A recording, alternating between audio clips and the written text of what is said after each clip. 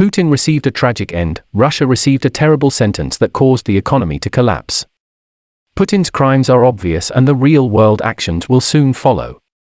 In the context of increasing tensions and concerns about instability on the Ukrainian battlefield, the UK will roll out a new round of sanctions against Russia as part of the G7 and EU response to recent crimes in Ukraine.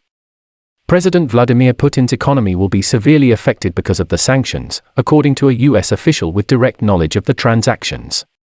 To paralyze Putin and the possibility of war, Germany, France, and the EU need to stop all purchases from Russia.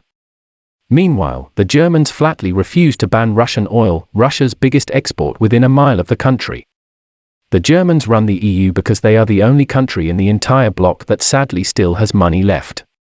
But revealed the bungalows in Brussels under the beloved leader von der Leyen, shortly after putting down the phone after cleaning it with her boss, Wolfgang Scholz, and said they would ban coal use. Amateur steam rail enthusiasts and Russians will be left out after the EU eliminated Russia too much in favor of Ukraine.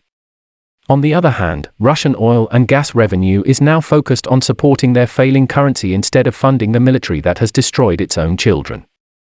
As revenue evaporates, so does Putin. Go in the right direction. But here's the question: why hasn't Russia been expelled from the UN Security Council?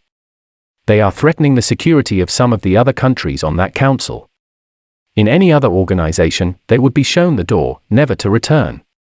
According to a report from Bloomberg published this evening, Western governments want to tighten restrictions on Russian financial institutions and state-owned enterprises.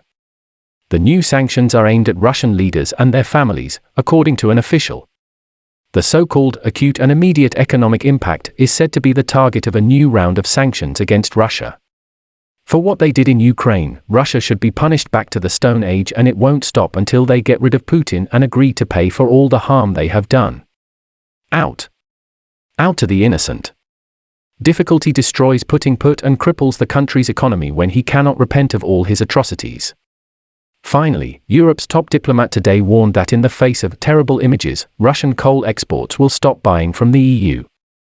By 2020, EU coal and gas imports from Russia will account for about 30% of total EU consumption. The EU currently imports 45% of gas and 25% of oil from Russia. Calls for the EU to ban imports from Russia because of the bloc's reliance on Russian fossil resources have been made.